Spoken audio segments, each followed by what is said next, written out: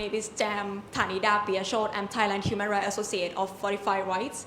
And today is kind of like our special event with the fourth, Meet the Changemaker, that we're going to invite all human rights activists and the changemaker and the activists to talk about their life journey and also about their plan and their work to continue their social movement. And today is our special day because it's actually marked as the 48th uprising of the Myanmar history.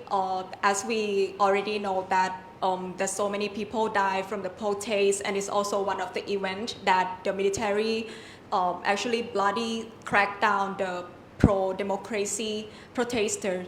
And because today is kind of like the 36th anniversary of the uprising, and we are really privileged to have our speaker today, Dr. Sann Aung.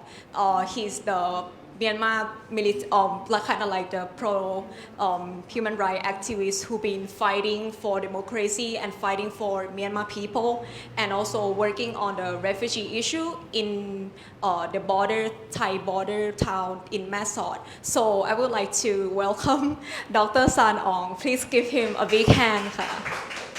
We will take a seat because it's going to be a long session for us. And before we actually start, to be honest, I don't know how to start because it's going to be so long. And please feel free to let me know if I speak too fast. It could happen when I feel very excited. Today, maybe we can start with like, how did you start working in the human rights things, and what kind of work that you are doing right now? Okay. Yeah, thank you very much. I was a dentist, okay, but when I was young, I noticed and I realized that our freedom and human rights, they were revoked by the military regime at the time. So, and it must be stopped. So I joined the 1974 students' uprising, and also 1988 the nationwide uprising. Okay, so and after that I was fully devoted to democracy in Burma. So I joined the NLD. I joined the election in 1990, and then I won a seat. So I tried to stop the military regimes. Yeah, it afford to not to recognize the election results. So finally I have to flee Burma to the Thai-Burma border. There I joined the opposition. I joined the armed groups and also the Exile government at the time up to 2009. Then I took a break and I settled in Australia. But the problem is, what I see at the time is that in Burma, the democratization process will be smooth, like Indonesia. Okay, so military will withdraw slowly, and democracy will come in slowly, like gradually. But in 2021, the military made the coup. It is a blood and insult, and also the blood and blow to the democratization process in Burma. So I see we are losing, and military is winning. So I quit the job and came back to the border, and I'm helping everybody, in struggle for democracy in Burma. So for the time being, inside Burma, we help the political prisoners, we help the internally displaced persons, we help the refugees, the political activists who are and human rights defenders running for their lives, and we also are helping what we call forced conscription evaders. So inside Burma, and at the Thai-Burma border, mainly we help the refugees to meet their basic needs. This is what we call security, and also what we call the refuge, and also what we call emergency food assistance, and capacity building, and for example, Thai language training, vocational training, and also job facilitation, because in the long term they have to survive on their own feet.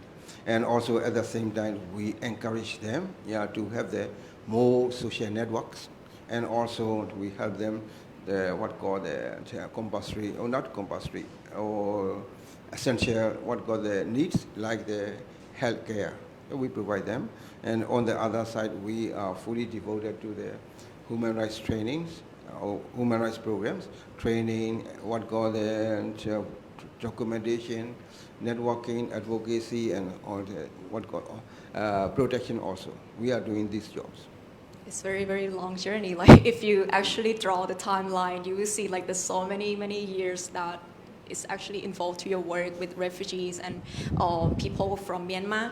So actually, if we have like, for example, or this is just like, if we never have any idea about what actually Myanmar country is, how would you like to describe Myanmar in your perspective? Yeah, Burma is like what we call colorful, what call flower garden, full of the varieties of flower. So what I would like to mean is that Burma is multi-ethnic country, where the ethnic nationalities they live for millennia, peacefully, independently, and intermingling each other. So, but we agree that there are bouts of fightings, wars against each other at the wish of the kings and the community leaders. However, the bottom line is Burma is multi-ethnic nation. We have to respect each other. But when the colony ruled Burma, the British ruled Burma in the colonial era, Burma was pushed into India and then separated again. When the British separate Burma from India, they draw the line, the boundaries demarcated at the line of convenience to them. So, for example, Chin State, it is divided between India and Burma. Also, the Mizo, the Nagaland, they were separated between India and Burma. So, for them, I'm very sorry. The British, they were not they demarcate their own country like this. So these are the legacies of the colonial imperialism. And at that time also, Burma was, after separation, Burma was divided into 5 administrative areas: Burma proper, Shan State, Kachin State, Karenni State, Kachin and Chin State. So divide and rule is prevalent at the time. But when the military, we would like to try, we are trying for the independence in 1947. The Burman leaders and the ethnic leaders, they can sit together and they can talk freely, openly, friendly, and also with far-sightedness, they get the agreement, Penlong Agreement. That is the backbone of Burma. And the essence is 2 things. The one is to get the independence by the whole, not divided, and also the second point is after independence to form Burma as a federal union, based on the equality and self-determination of the ethnic people.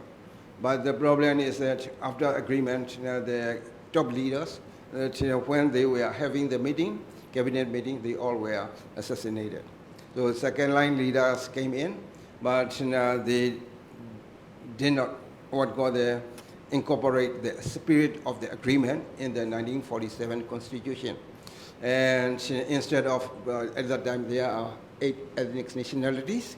And instead of building the nation, based on the equal 8 states, they put Karen more. They are living near the Thai-Burma border and Yakai into the Burman state. And they just become the super state, not equal. And the Burma was found by Burma proper, this one, and also the Karenni, Shan, Kachin, and Chin. So many people were unhappy, the ethnic leaders, because they lost the equality and also they lost the self-determination. There is no paragraph in the constitution for the self-determination. So they are unhappy, so one after another, they hold their arms and fought against the center. But the problem is at that time very serious and mistake was done by the Burman leaders at the time. Yeah, instead of the negotiating to find a solution, they used Burma army, as a means to suppress the rebellion. So there are a lot of human rights violations. So it flares up to the civil war, and also it deepened their resistance. So after that, military becomes stronger and stronger. And in 1962, they made the coup, the first coup. They revoked the constitution, and they used at that time what we call unrestricted, unlimited human rights violations around the country. For example, in 1962, the students of the Rangoon University made the demonstration inside the compound, not outside, not on the street, inside the compound, and all were killed. Over 100 people, they were killed, and also the student, the union building was blown up. And this is not only the first and the last case. All the successive attempts, demonstrations, they were cracked down in 1974, 75, 76, 1988, 1996, and also the 2005 monks demonstration. They all were cracked down. This is the situation. So let's say that 1988 is just like a one dot of the connections when people have been like fighting for the democracy, but that was like the fight before that. But I think you raised one point that's quite interesting about how Myanmar become outstanding. You talk about how kind of like the diverse of the ethnic group, and I also curious about like what about the diverse of like the education levels, because you were mentioned in the brief biography session about yourself that you were like working as the dentist, and how that like actually motivate you to kind of like to pursue your career in the medical field. How did you become the dentist? But to be frank, the education system in Burma, they are very poor, and also they are neglected by the authorities. For example, when I studied at the university, I cannot buy the textbook. So I have to wait 6 months, 9 months to get the textbook like this. The military, they spend all the money for their own self, to cling on the power, but not on the education. So the education system is very weak at that time. So, but my knowledge, my experience, we learn outside the education system. We read the Reader Digest, Newsweek, Times, and so on and so forth, and we learn a lot about what is happening in the world, what is the human rights, what is the democracy, what is wrong, what is right, and so on. So, do you think that becoming a dentist really shaped you on the social work and kind of like the mindset to have like you have to fight for democracy? This is one thing, because Burma is very poor. So when I practice as a dentist, I understand, I realize that Burma, the people are very poor. They could not afford even to have the dental treatment and so on. Sometimes I have to treat them free. I have to give them the medications free and so on. So this should be changed.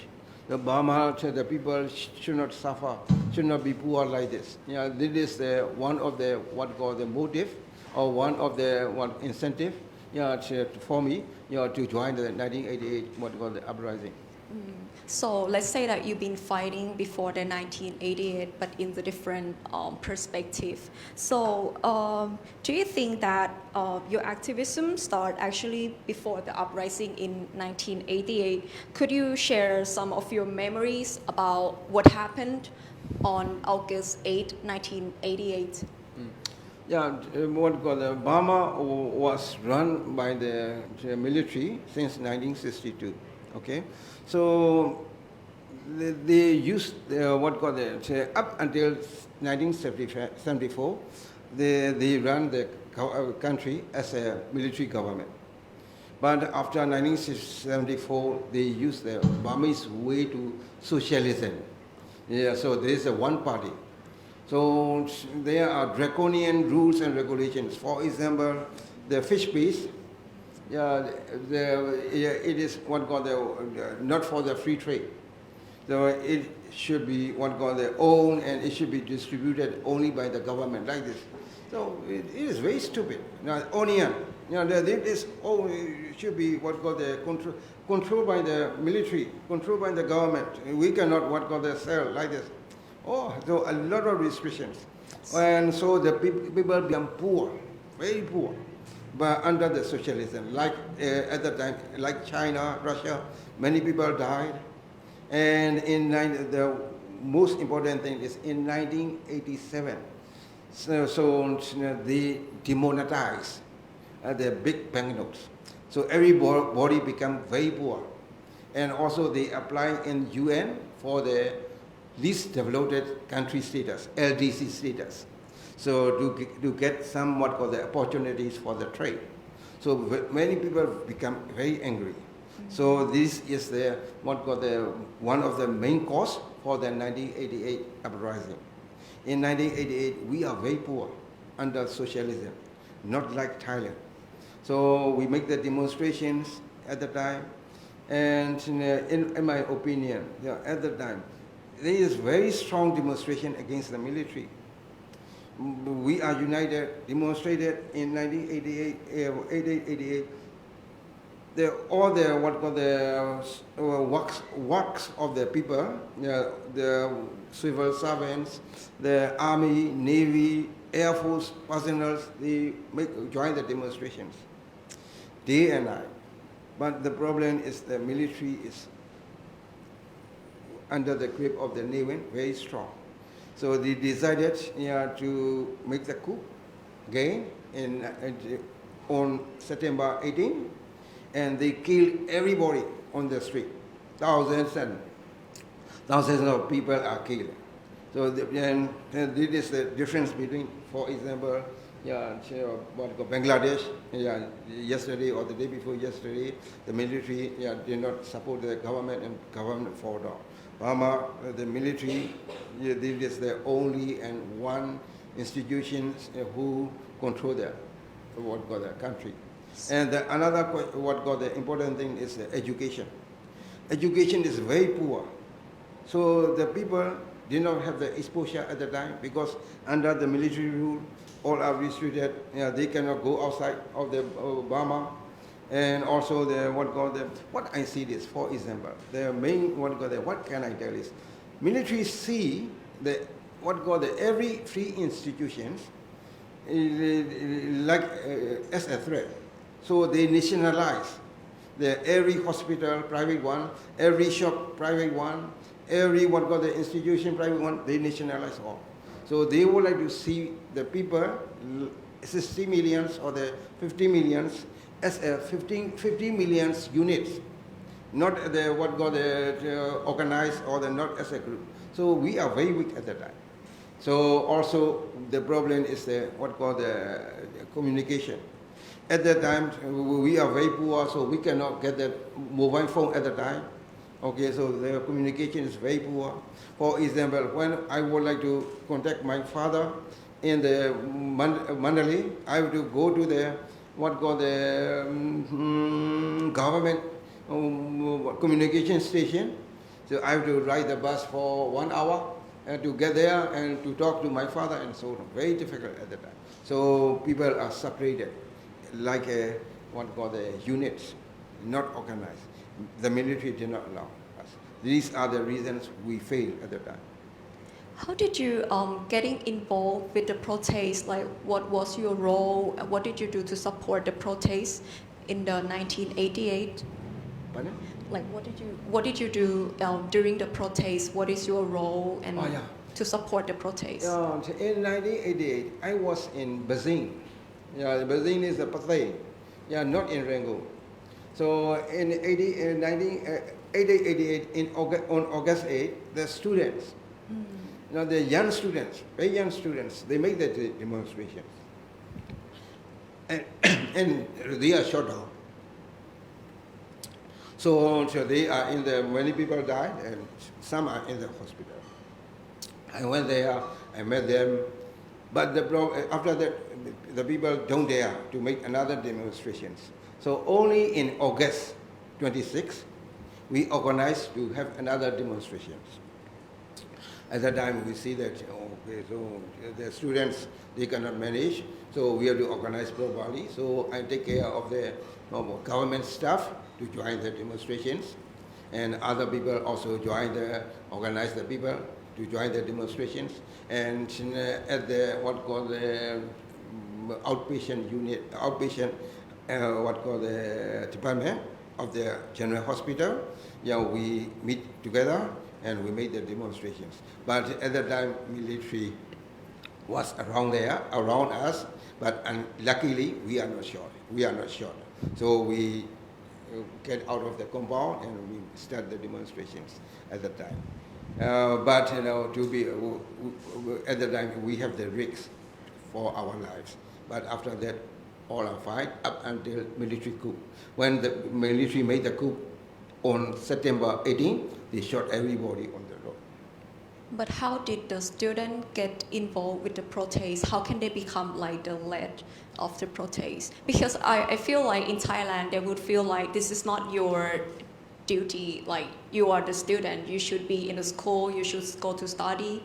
But politics is like for adults, let's say. So how did the students start this movement? But in Burma, I don't know about Thailand, but I think that in Burma, students are the leaders in every demonstrations. In every efforts for challenging the military regime. But they are free, and they have the groups, so they start all the events. For example, even in our effort and our struggle for the independence, students are the leaders, and the other people, they are following them. In Burma, up until now, students, they lead all the demonstrations against the military or against the other we call undemocratic rulers. Okay. So as the young generation, like a new generation like me, I also feel like the 4/8 uprising could be one of the outstanding, memorable history of Myanmar, and it's also nice to learn from our past. But I have the question, like, can you also share what kind of how can the incident in 1988 actually introduce you to the politics work? In 1988, at the time I was single. Okay, and also I have my family, my brothers, they are educated, and so on. So I think that in my family I have to get out and help lead the people. Try to start the struggle for democracy. So what we feel is that the educated people, including me, this should be the role model for the other people. So this is the reason I joined the 888. Not only me, and my brothers also, but after 1988 uprising, I decided to fully devote to the democracy. I would like to add one thing. After 1988 uprising, after the military crackdown, I came to the border. But I would like to join the student army. But at the time, there are disunity, and also KNU, Korean National Union, somewhat called the dispute between the KNU and ABS here.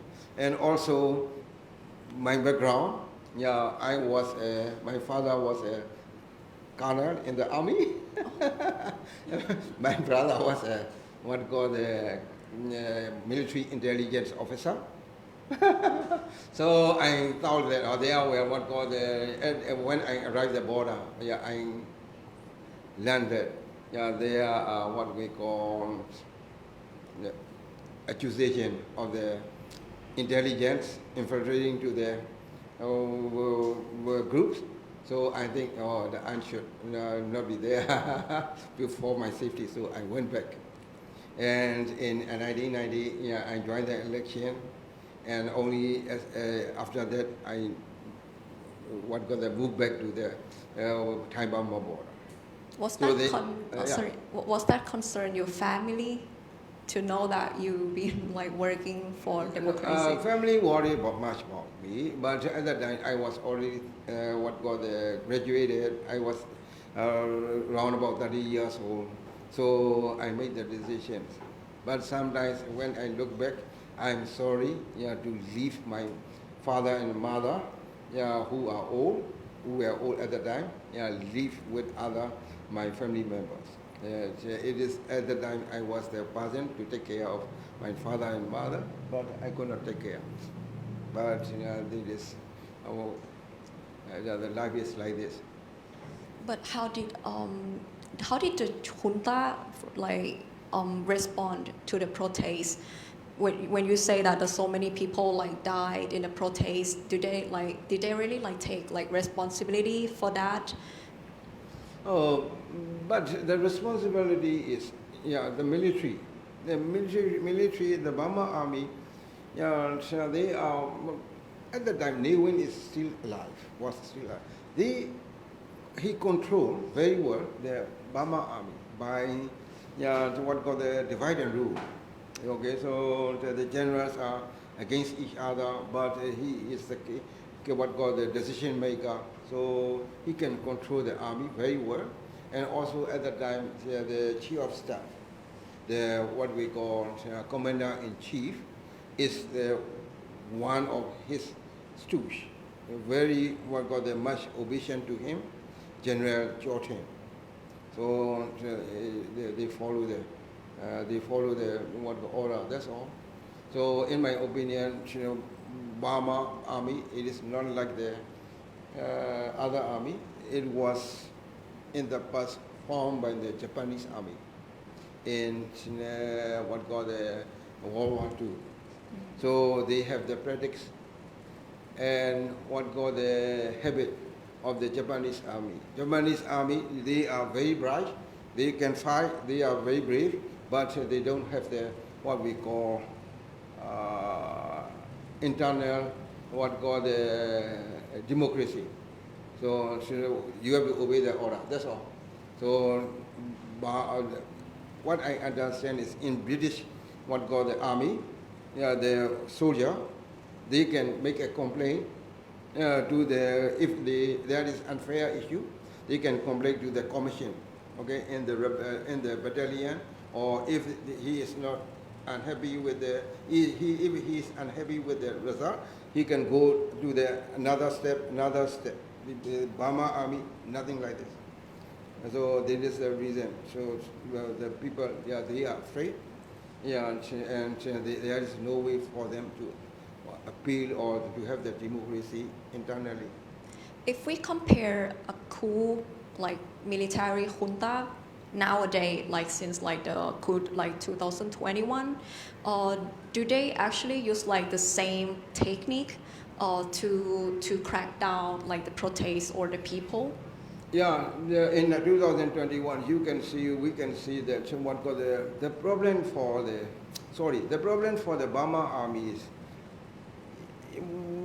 for example, Than Shwe, he chose Mae Sot not because of merits, but because he is following his order, without question.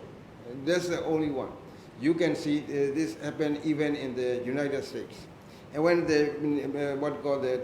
Nixon would like to get what we call vice president, he asked Kissinger to find someone who will obey his order, who is not capable, and who is not prominent like him, like this. Burma army, the same. So Mae Sot, he is not bright person. What I understand is he, what got the score, his score at the academy is at the lowest level. But he became the chief of staff because what called the superior, they would like the junior ones to obey the order. That's all. And so in 2021, they obey the order, they shoot everybody. And also in 2021, one different thing is that military, they use the collective punishment, not like in the past. Now they burn down all the village, the whole township, and they share the whole community, and they kill in groups. It is more in the past they use, but now much more prevalent. It shows that it still continue until now about the fight against the military and coup. Do you think that actually is there any positive impact from the 1988 uprising? Because we've been discuss a lot about the negative things that many people died, but what about the positive things? Is there any things that? Yeah, it is very positive for us. But what called the military regime, the dictatorship, if we don't stand up against them, they will continue ruling.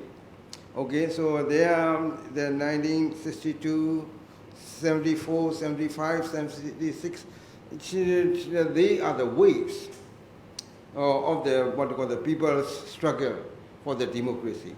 And in 2021, because the situation is totally different from 1988. In 1988, the people are very poor. There is lack of communication, and also what we see is that at the time there is no diaspora of Burmese people at that time. But in 1988, after 1988, many people went overseas. There are a lot of Burmese community. They are rich. They are exposed to the international community. And inside Burma also, the people in 2021, they are, to some extent, they are rich and also well connected, and also the main important thing is the mobile phone. They can record every and any the human rights violations and spread it within seconds. So it makes 2021 successful. In my opinion, the people are shot down. Many people were killed, but in 2021, the people, they know the situation well, so they decided to fight against the military regime, not like before. And for example, deep inside Burma, the local community who cannot run to who cannot flee the country to Thailand or so on, they built up their own militia to protect their own people. And the people who fled to the Thai-Burma border, India-Burma border, and also to the Annex area, they built up their own army or the resistance forces. And now they are fighting. And what I see is that up until last year, September, my friends, the international friends and some people, they told me that, you are daydreaming. You cannot remove the military. And it is impossible. It is not practical and so on. So we have the debate. But since October last year, the situation is totally changed. We are winning and military is losing. They are falling downhill, in my opinion. On over 70 towns, they are now overrun by the resistance forces, including the prominent one is Lashu. Lashu is the capital of the Shan northern Shan state. And also it is the base of the Northeastern Regional Command. In Burma, Regional Command, they are just 14. This is the highest level of the administration of the Burma army. And in 70 years, since 1949, it not happened, never before. It is the first time, and they are losing. And what I see is maybe, I believe that, yeah, at the end of this year, by the end of this year, there will be, the military rule will be broken, break up or withdrawn by one way or another. That's very interesting. And so let's say that you totally not agree when your friends say like, oh, Myanmar gonna lose or something like that. It's kind of like you still have hope for people, for the resistance group in Myanmar, that they're still like fighting against the military coup. And let's go back a little bit to 1990. That actually, from my understanding, that was like 2 years after the 1988 uprising, that on May 27th, you had actually like the historic general election that we can say is kind of like the landslide, and it was the first time that Myanmar actually have like a general election with the multi-party. Can we actually say that that actually one of the positive impact from the 1988 uprising? Yes, well, the military at the time, they are under a lot of pressure from the international community. So they decide, to cling on their power. Okay, so they crack down the people's uprising, but they have to show something to the international community. So they said, they will allow the political parties to register, and also they will allow the election. So that is the reason, 1990 election came out. But after 1990 election, so NLD won the landslide victory, but the military, they changed their words. They swallowed their words. They changed their commander. Sann Aung was removed, and then Tan Shui came in. And he changed the results totally. They did not honor the election results. They arrest all the leaders from the NLD. And many people, they were jailed. One of my friends, he was jailed for 27 years. Really, 27 years. He has to stay in the jail for 27 years. Until now? Or? Not already. 27 years. Dr. Zomim Hao, and Dr. what we call Mien Ai, who are the Prime Minister of the Mandalay Division and the Zakai Division. They spent 27 years in the jail. But after crackdown, military said, we don't have the constitution. So they start writing the constitution for 18 years. 18 years. And they, in essence, they are, they stretch the time of their rule. That's all. In 2008, the constitution came out. It is a lot of restrictions. So in 2015, NLD joined the election and landslide victory, but there are a lot of restrictions on the NLD government by the 2008 constitution at the time. So actually, you were one of the member of the NLD, the National League for Democracy. Can we say that you actually won the election, and what led you to join the NLD? At the time, and Aung San Suu Kyi is very famous, and also NLD is the most popular party. So we feel that we should be united and we should be in the NLD. So I joined the NLD, and I joined the 1990 elections. And what happened after the election? As I understand, even like you won the election, but then there's still like something happened that, can you share about your experience? In 1990, after 1990 elections, we hope that the military will honor the election results. But they said there is no constitution, and we have to write the constitution first. And they said that the NLD only one cannot write the constitution. It must be written by the different parties and so on. So NLD convened the conference itself, but it cannot find a solution. So at the time, we decided that we must honor the election results. So to be frank, we tried to form a government, in Mandalay. So it was exposed, and we were cracked down, and Dr. Myanmar and Dr. Myanmar, they were arrested. Many people were arrested. And if you sign the you make the mistake and you would not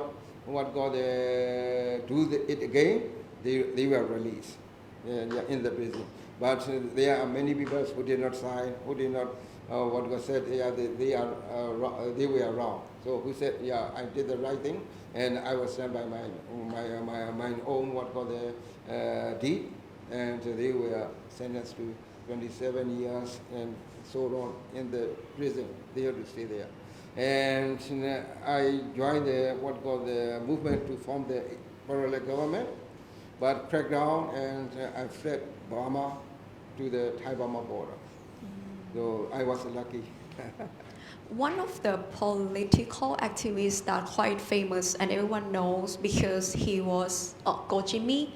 He was sentenced to death like after that, and also right now like Aung San Suu Kyi have been facing like the sentence in prison for can we say like a false charge for her like for like 70s years old, something like that. She's still like facing many charges.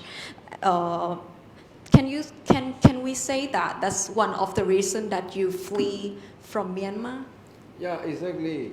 Because I cannot spend my life in the prison for 27 years. So so I have to flee. So for example, after 2021 coup, Dr. Timoyo, who is the Prime Minister of the Magui Division, he was sentenced to 90 years. Okay, so I go not live in the prison for long time. So it is unbelievable, no? Yeah. And it's not fair. And what about your experience as the refugee? A refugee, when I moved to, flee my country, I live in Manipur. Manipur is the at the time headquarters of the armed forces. At the time KNU was led by General Bumia and so on. So I joined the Israel government, and I did in the Israel government. I did a lot of positions as in the health and education, in the what we call human rights, in the labor, and also the foreign affairs. So in 1990 December, I arrived in Manipur, and in 1991 June, after 6 months, we have the National Health Conference. It is the first conference in the history of the resistance forces to have the conference like this. So every organizations in opposition, they are the health department leader. We joined the conference, and we formed the Burma Medical Association, and also we formed the National Health Committee, and then we opened the office in Chiang Mai, the National Health Committee office, and we take care of the health issues of the ethnic groups and also the democratic groups. We got the funding from the Norway government, and we distribute all the health and education assistance to the different organizations. And also I work as the human rights with head, and we publish the human rights yearbook, the first one in the history of the opposition, in 1995, 1996, 1997, and so on, and then I hand over to other people. And also we try to write the labor law of Burma, but It is huge, what called the duty. So we could not finish it, and we joined I joined the foreign affairs, lobbying the Thai government, not only the government, the members of parliament, political parties, and also trade unions and non-governmental organizations, and also the embassies also. A lot of work we have done. So we can say that you still like continue your fight and your work against military, even you were already abroad in Thailand, in the border. We've been talking a lot about the past, so let's talk a little bit also about your work right now and the future plan that you say that you've been working for the new Myanmar Foundation. Can you share a little bit about this foundation? Like, what do you focus? And you've been saying that you provide kind of like the humanitarian assistance to refugee and the internal displaced person, the IDPs. Okay, I already told you what we have done. So in the New Myanmar Foundation, it was found inside Burma in 2008. At the time, I was at the border, so I am not the founder.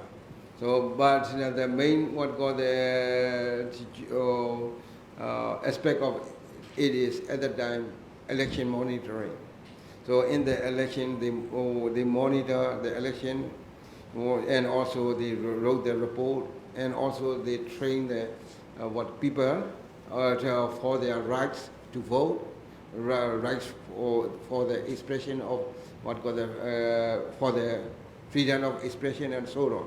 They made the training. Also, they organized the town hall meetings at the time.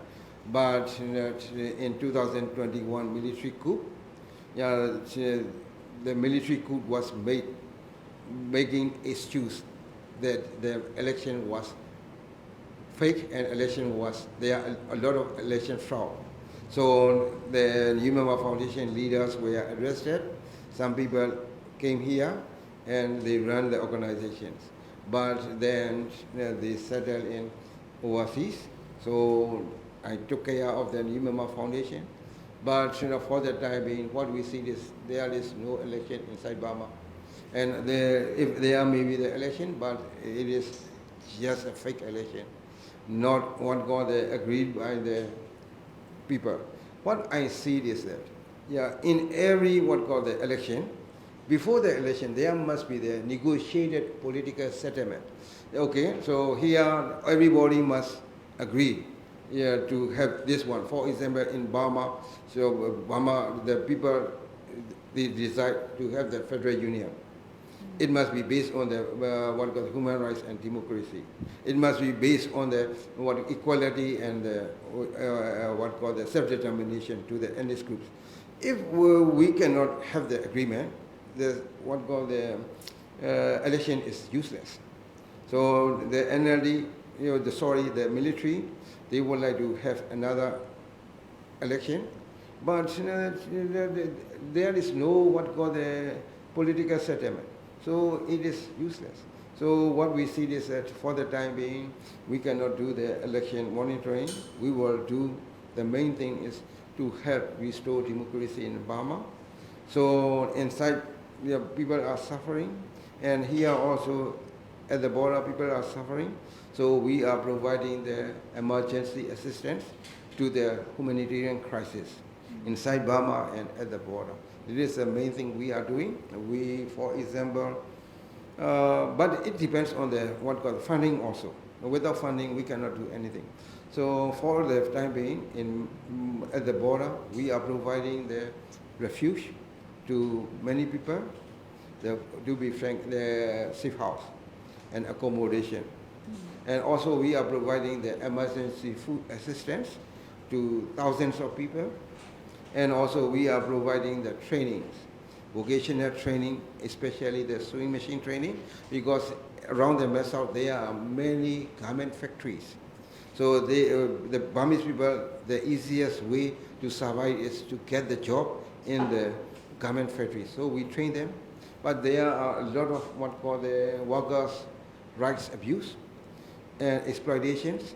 The Burmese people or the Thai people, they have to work 12 hours a day, 7 days a week, and just 1 day off in 1 month, and also what called the low salary under the minimum wage. But what we can do, we have to survive. So it is the better way for them to train them, and we also did the job facilitation. What called provide what called collect the data, and there is two people are needed in this industry, that industry, and so on and so forth. We help them, we support them, and also we are doing is the Thai language training.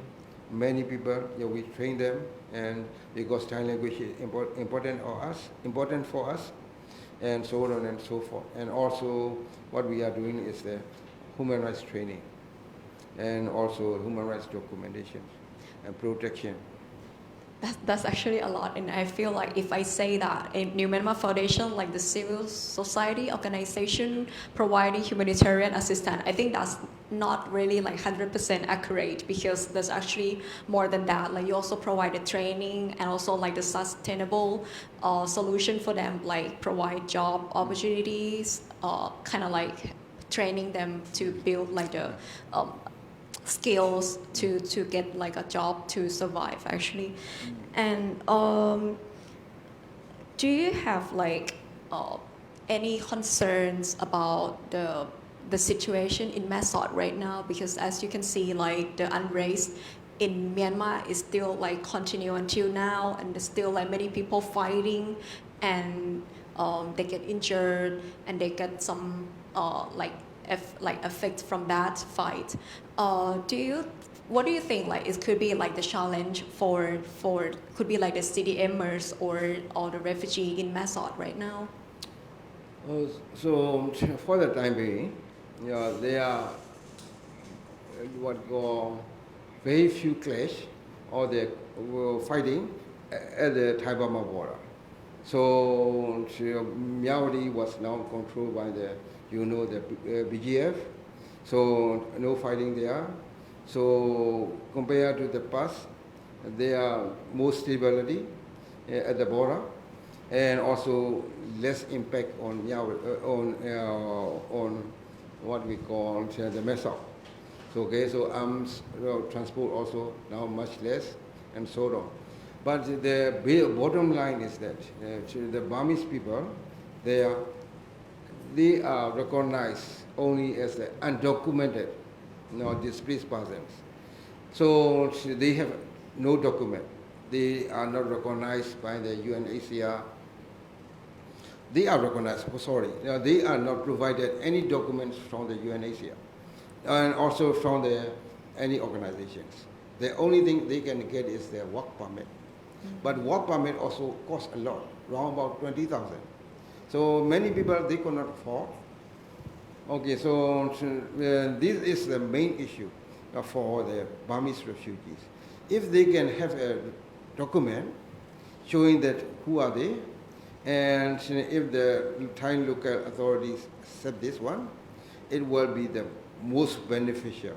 So what they need is the security or the protection. This is the baseline. But up until now, there is no arrangement. For example, when I lived in Thailand since 1990, and in 1990s, the UNHCR, we can submit to the UNHCR by person or their own paper, and so on. In Mae Sot also, there is a UNHCR office. We can apply there, and they screen and they provide the certificate of identity. So with this identity, he can get a job. He can live there without with full safety. Nobody can arrest, and so on. At first, they get 5,000 baht monthly, then reduced to 2,500, then nothing. And then finally, UNHCR did not issue the certificate of identity. And also the police and authorities, they did not recognize the UNHCR certificate of identity. This is in 1990s, but now the situation is totally changed. The Burmese people, they can apply to the UNHCR office in Bangkok by email. No phone contact, okay, by email. And there is automatic response saying that for the security they can contact somebody, but it is not for the resettlement. But in my experience, when my officers were raided in last year, May, I contacted UNHCR. So my people were arrested, so please help. And they said, send them the list of the arrested people. That's all.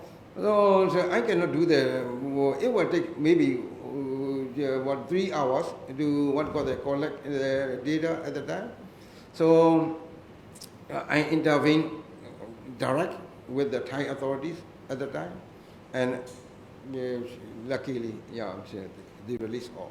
It's still very difficult for refugees from Myanmar to access to protection in Thailand, and you reflect that it's not only to the Thai authorities, but also like even like the international organization that based in Thailand, they also face the same challenge that they cannot apply for the refugee status and document, right?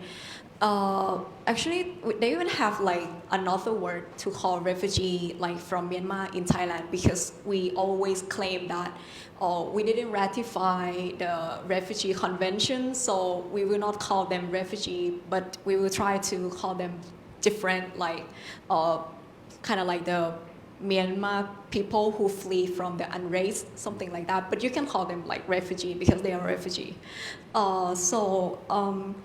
My question actually like about, because you already mentioned about Thai authorities and also like the international organization. And actually today is ASEAN Day, it's like August 8th. And my question is, what do you think it could be like things that as like Thailand, like your neighboring country, and also like the international community could do to support your work and also people in Myanmar? So by my experience, the diplomacy is good, but they are they can help you, but but for your struggle, your own the effort is the main key point. They can help you, but it is up to them. We cannot estimate, or we cannot know what they are thinking, what they are doing, and they will help or not.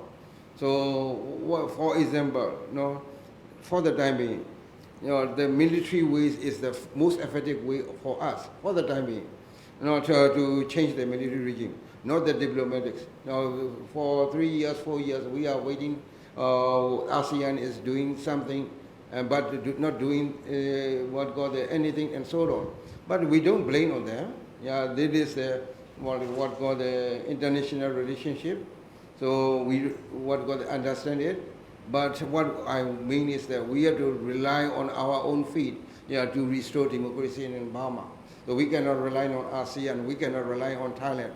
They may help or they may not help. But how much they can help, it depends on themselves. Okay. Even in Thailand, you can see Thailand has their own problems. In the past, the foreign minister and deputy foreign minister, they are taking initiative very good. But in the reshuffle, they all gone. And now I don't know who is taking care of Burma. Okay, who is taking the initiative? But the Thai government, even Thai government, current Thai government, they are struggling to survive themselves. So this is the situation. So for the Burmese people, the best way for them is to depend and to rely on their own efforts. You actually reflect a lot of insights and your experience, your memory about your work in the past and how people actually fighting for the democracy. But would you like to share like any thoughts or message to the young generation who also like working as a human rights activist like you did in the past? Okay, the first thing is that changing the system. Now, in Burma, it is changing this. We are changing the system from the military dictatorship to the democracy. So it took many years, a lifetime, and in Thailand also. to change the system. It will take long time. So, but don't be hopeless. This is most important.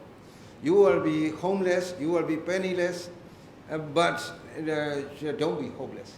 Please continue until and unless you find the way to change the system. For example, in Bangladesh, in I think 2000 or something, I met Sheikh Hasina here in 1996 or 7.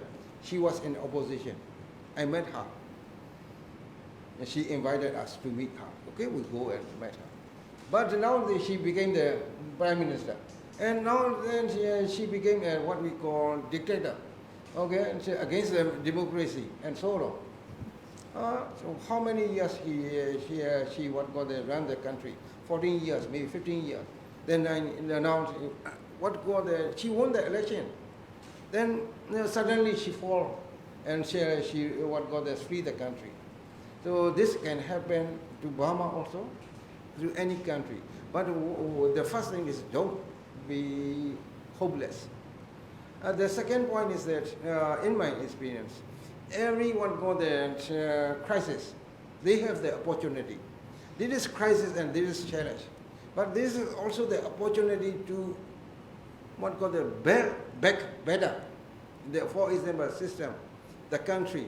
We can, in my opinion, we can build back better the nation, our nation. Solid one as a whole, democratic, free, and federal one. We have a chance, big chance. We have to try. In my experience, for example, in my personal life, in Australia, I work in very remote area, and I lost the job. So because at the time my mother was very ill, so I did not went to rock the boat. So I worked there, but I lost the job. And then I came back to Melbourne, and there I think I have no job, so I went back to Burma, and mother was sick, and after 1.5 months, she passed away. And then in Melbourne, I got a lot of the jobs there, and income is very good there. So my the loss of job opportunity at the remote area is also a chance for me to have the better better life. So what I mean is that every dark clouds, they have the silver lining. Please understand. So this is a half half full and half empty. We can see different ways. Okay. That's very nice and Very helpful. nice. I feel like your work actually inspired me a lot to work on the refugee and continue my work in the human rights issue. And I'm not sure if anyone have questions, and if you would like to share your thought, and this is like your opportunity to talk to Dr. Sann Aung. If you have questions, please feel free to raise your hands.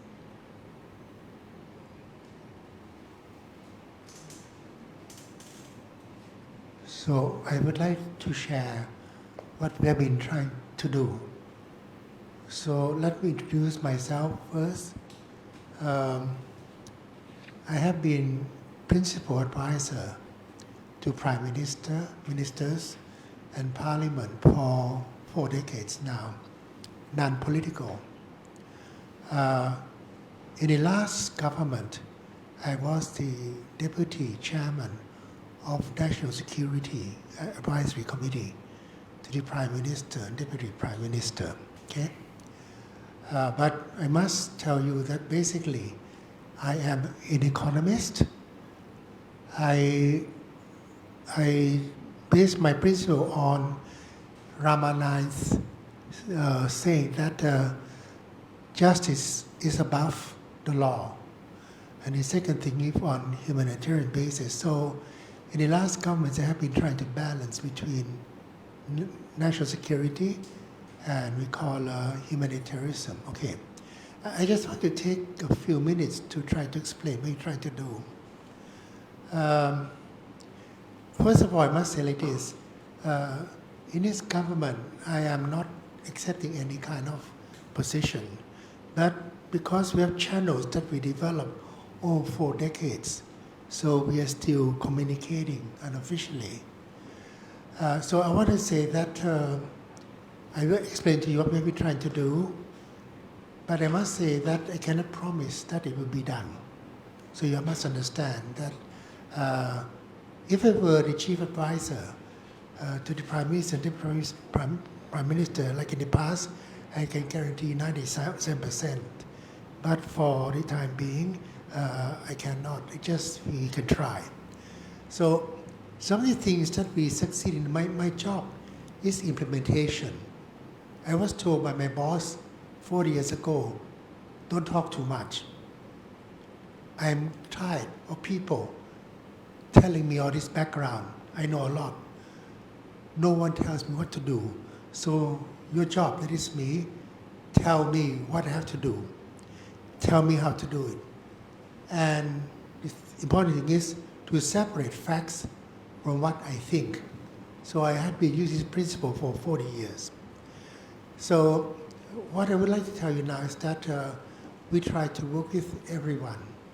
I am an amateur for Myanmar.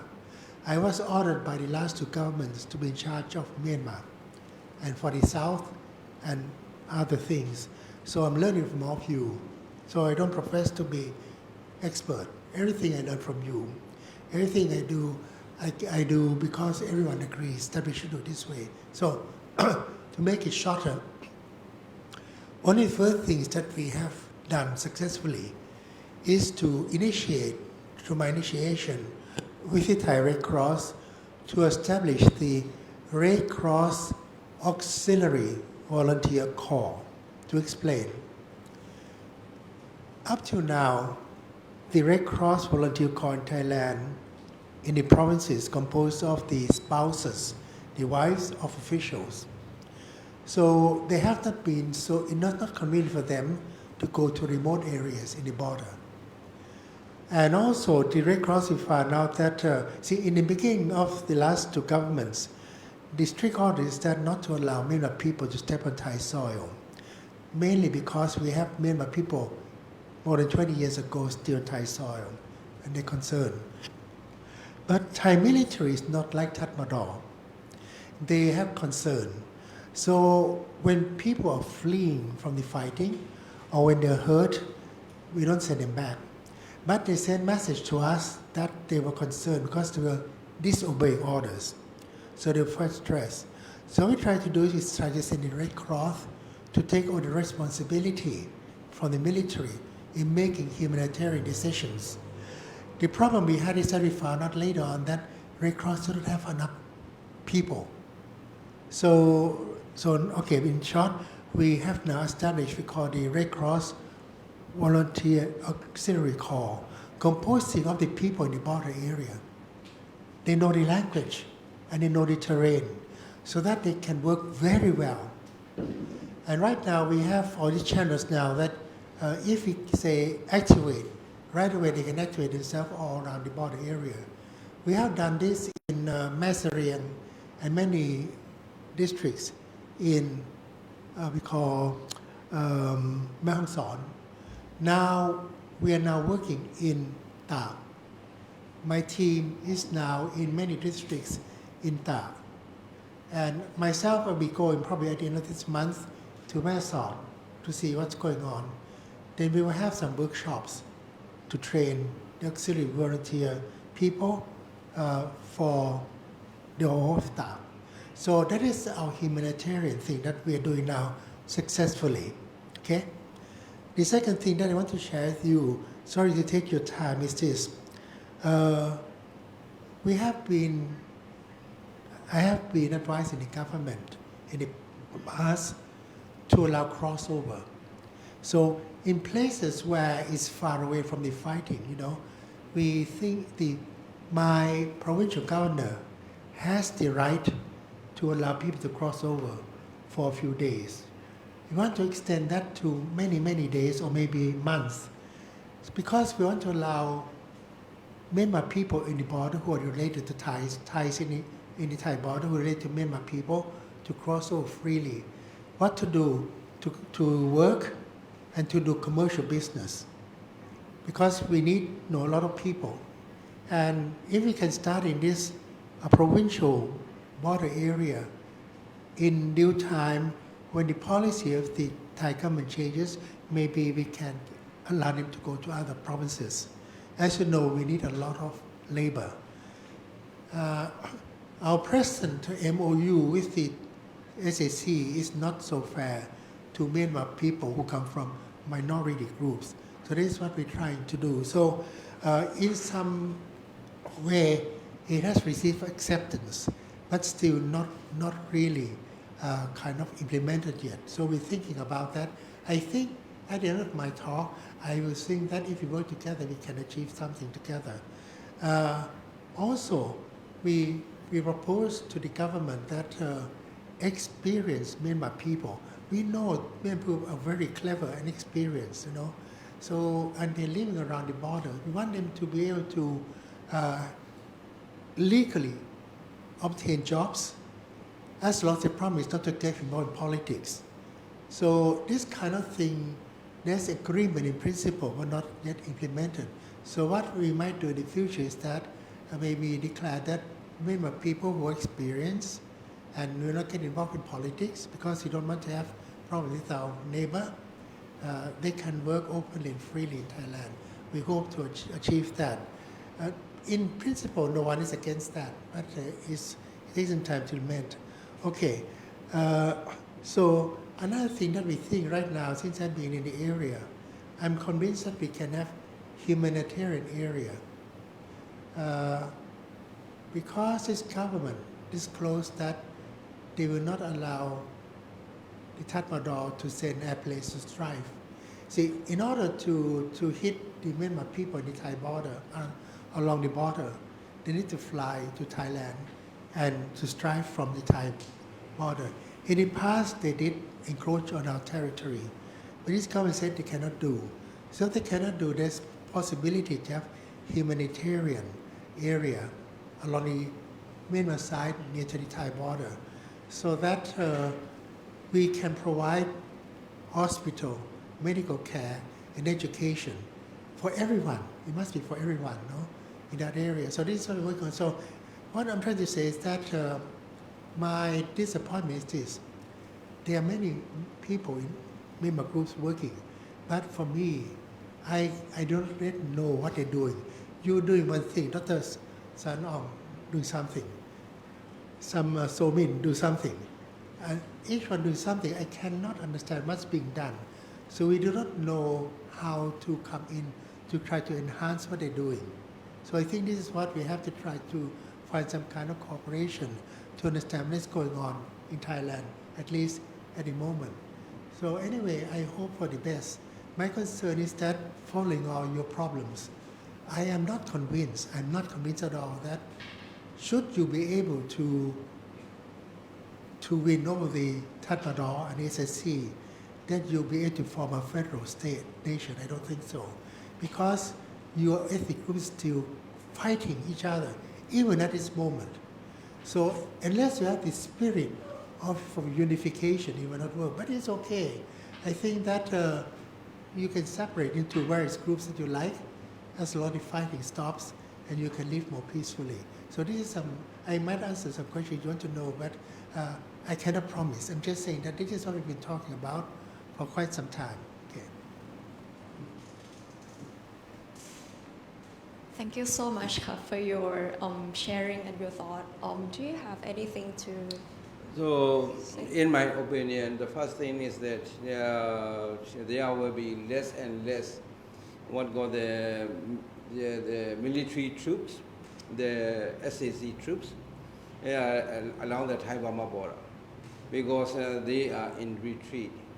And now they understand they cannot win over in the next areas, so they are withdrawing their troops to the deeper inside Burma.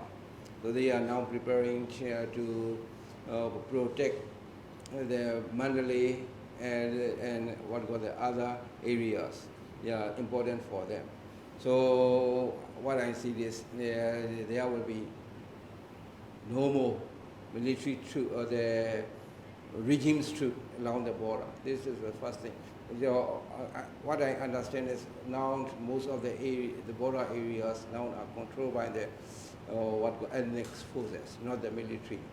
So I don't worry much about the clash or the armed conflicts, at the Thai Burma border. Now most of the conflicts and fightings, they are inside Burma. And the second point is that what we call, I agree that there can be some armed conflicts between the ethnic groups, but they can find out a solution, in my opinion, for the most of the issues. For example, I understand that there are overlapping areas between the TNLA, that the Aung Palang and Kachin. So now the Aung Palang become very stronger. So they ask the KIA or the other troops in their areas to remove away. This can happen, but up until now there are very few armed conflicts among each other. But between the RCSS, they are supportive of the military regime. So there is another story. RCSS is having good relation with the other groups, so they can be fighting. But what I see is that resistance forces, so against the military regime, they can negotiate the settlement among themselves. And what I see is that within days in Rakhine, their capital maybe fall down under the AA, and a lot of progress will be seen in the few months, I think so. So I am very hopeful to see the change of the military rule, withdraw or breakdown of the military rule one way or another by the end of this year. This is my opinion. I feel like we probably need another 1 hour to discuss like the Myanmar 101 session, because for sure going to be many things to discuss. Is there any other question? If not, I think it's also the times that I would like to say thank you so much, Dr. Sann Aung, for sharing your invaluable thoughts and insights and also your experience with us today. And also I would like to also extend my gratitude to our participants, both joining here and also virtually from the Fort Facebook. And do you want to share your social media for the NMF if they would like to continue focus on if they want to follow your work and keep updating on your efforts? Okay, I will do it. But I also would like to have a few words. And thank you very much for joining here, the event, showing the support to the democracy in Burma, including you and 45 Rights and the Fort for this event, making this event happen, and also for commemorating the 88 the uprising, and also honoring our democratic activists who are still continuing to restore democracy in Burma. Thank you very much. Thank you so much. Thank you.